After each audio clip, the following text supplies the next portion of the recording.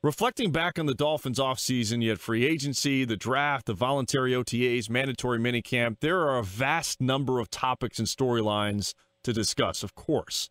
But I want to focus on the first round of the NFL draft and the Dolphins selection at number 22 overall, defensive end Charles Harris from Missouri.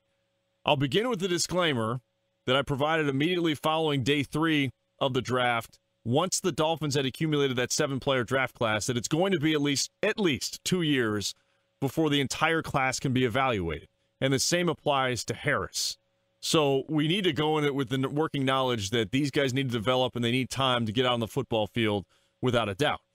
But it doesn't prevent us from turning a critical eye on what he's accomplished so far. And I say that despite the fact he hasn't played a game in the National Football League. Before I delve further in that direction, it's an important reminder that the Dolphins targeted Charles Harris a month before actually taking him. They displayed a rock-solid conviction about him as a player and a person, that this kid who was a late bloomer, definitely known more for his ability on the basketball court than the football field during most of his youth, but in a relatively short period of time blossomed into a sack specialist at Missouri and ultimately a first-round pick. We've also learned about his upbringing and the inspiration that his mother has provided in his journey to the National Football League, a woman who has battled MS for years. He didn't attend the draft in Philadelphia, instead stayed at home so that he could experience the elation of his dream being fulfilled by hearing his name called in the draft with his mother. He shared that moment with her and the rest of his family and friends. The kid, he seems grounded, but he's hungry to be great. Plenty of motivations to succeed considering the circumstances in which he grew up. But since arriving to the practice facility in Davie, he's done nothing but impress. His first step has wowed his teammates when you talk to them. Granted, the team hasn't worn pads yet, so that will be another test come training camp in the preseason.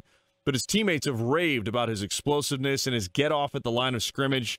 He's said all the right things about learning from the veteran defensive lineman, most specifically Cam Wake.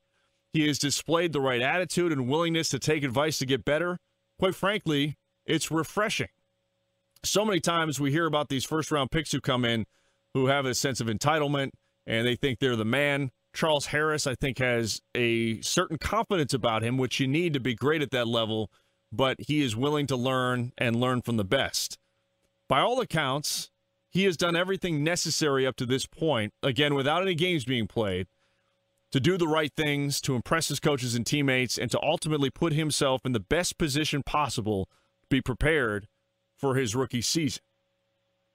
But then came this news within the last couple of weeks, and I say but in a very good way. Armando Salguero of the Miami Herald wrote an article describing how Harris had one opportunity up to this point to meet the great Jason Taylor. And with that opportunity, Harris asked the man who will be inducted into the Hall of Fame in August if they could work out and watch film together. As Armando tells the story, he got this confirmed in a text message with JT. Taylor texted, "Yeah, he did. It was 30 seconds after I met him. He wants to work out and watch film together." Now, Taylor apparently has gone behind the scenes and cleared this idea with the Dolphins, who are happy about this turn of events.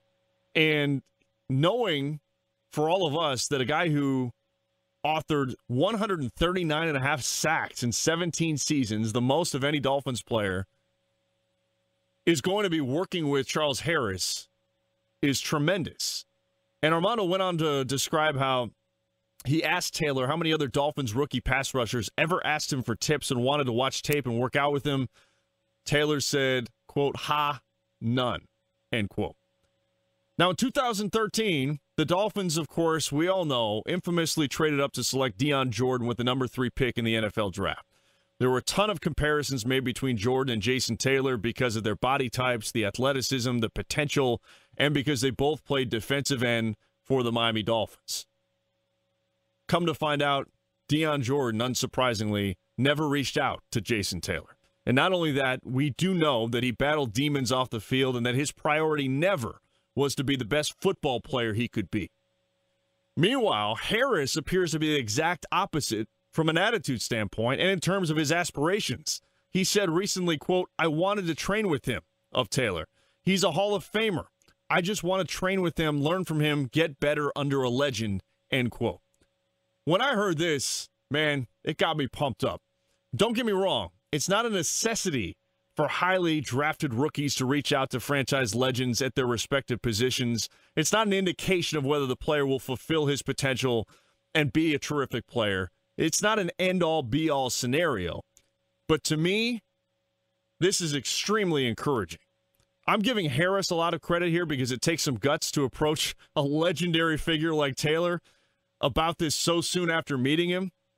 But also kudos to JT for being willing to pay it forward and take this on.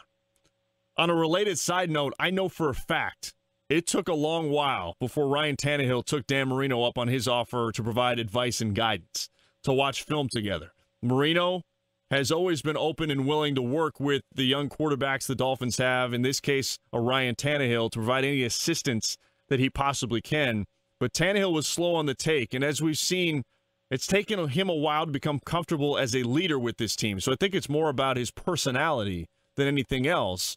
But the good news there is that since Marino took on an official role with the team, he's been working very closely with Tannehill, and that's been nothing but positive. But getting back to Harris, the fact that he's reaching out to a legend so early in his NFL career, again, he hasn't even suited up for training camp yet, is tremendously encouraging.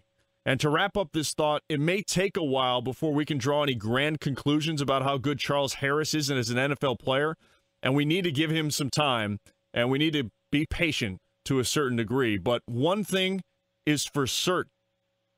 If he fails to live up to his draft status, it won't be from a lack of hard work or ingenuity or resourcefulness. And on the other end, if he ends up being a star player for the Dolphins, we'll be able to point to that work ethic, relentlessness, and, of course, talent as the reasons why.